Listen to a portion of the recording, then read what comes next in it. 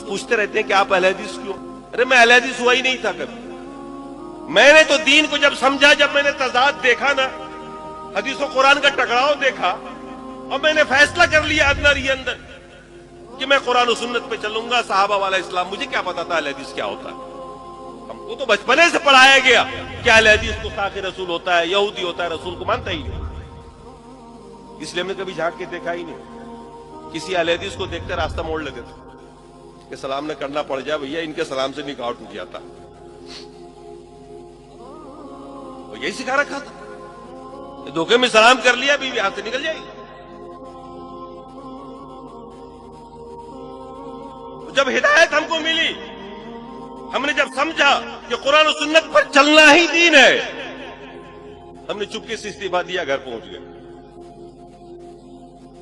تو 2 سال کے بعد میری تقریر ہو رہی تھی، کہیں پر ایک اہل حدیث نے سنا، اور اس نے مجھ سے کان میں آ کر کہا کہ حضرت، صبح میرے گھر آیا، اس نے کہا کہ رات جو آپ نے تقریر کی ہے نا، وہ بالکل میرے مولوی جیسے کی ہے. تب دل میں خیال آیا اس کے مولوی کو بھی آزما کے دیکھیں، اور دیکھا، اور تب پتہ چلا کہ یار ہم تو اہل حدیث ہو گئے. یہ اہل حدیث ہونے کے کئی سال بعد مجھے پتہ چلا کہ میں تو اہل حدیث ہو گیا.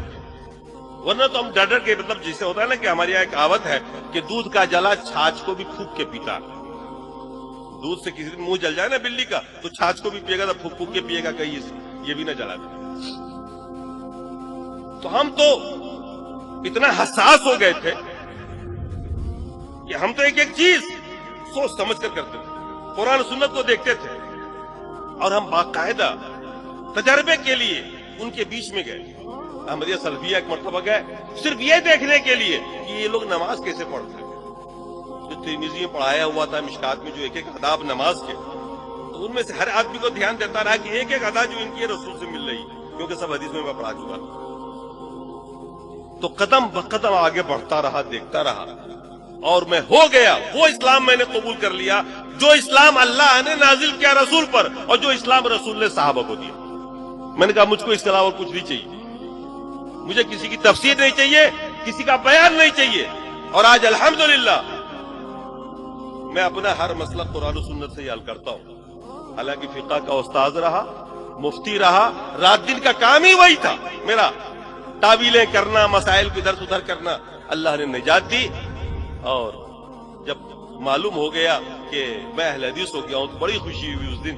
میں نے کہا دنیا میں اکیلا نہیں ہوں. اس سے پہلے سب سے زیادہ غم جو تھا مجھے وہ یہ تھا کہ میں اکیلا ہوں، کوئی ساتھی نہیں ہے. مجھے کیا پتا تھا کہ اتنی بڑی جماعت ہر جگہ پر راہ حق پہ چلنے والی جماعت ہے، نجات پانے والی جماعت ہے، قرآن و سنت پر چلنے والی جماعت ہے.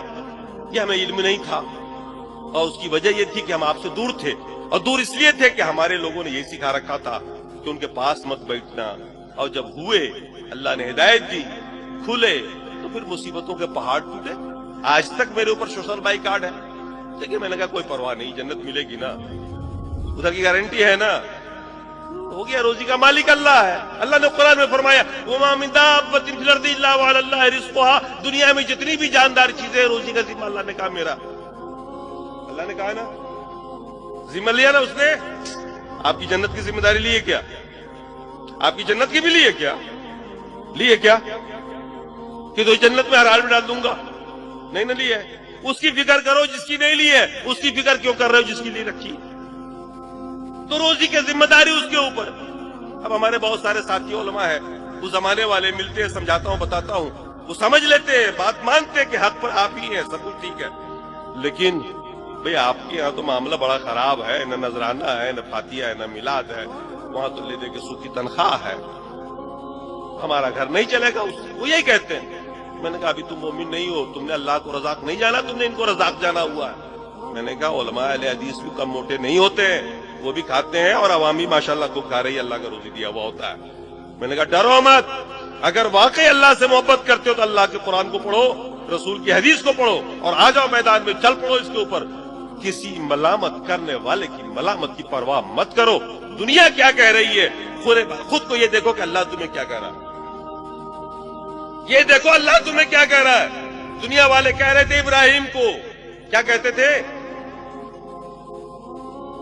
ابراہیم کے بارے میں؟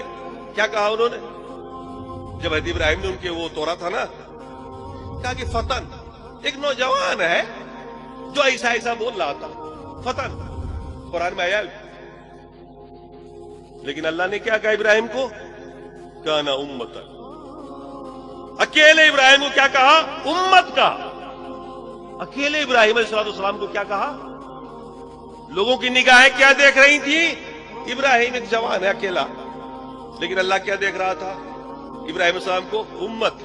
खुद को आप अल्लाह की निगाह से देखना सीखिए कि अल्लाह ताला आपके बारे में क्या कह रहा, रसूल क्या कह रहे हैं, आपके बारे में क्या चर्चे हैं आसमान पर।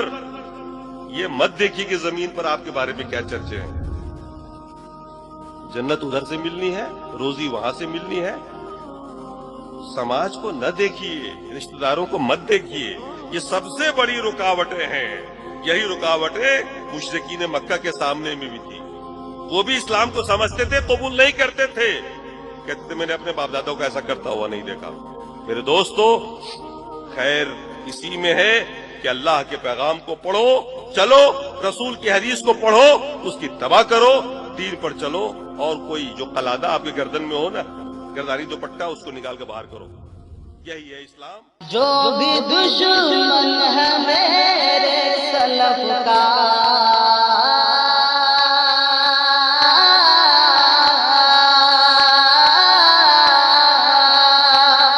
जो भी दुश्मन है मेरे सलफ का, जल रहा था जला है जलेगा। मसलके सल्फियत का शरारा,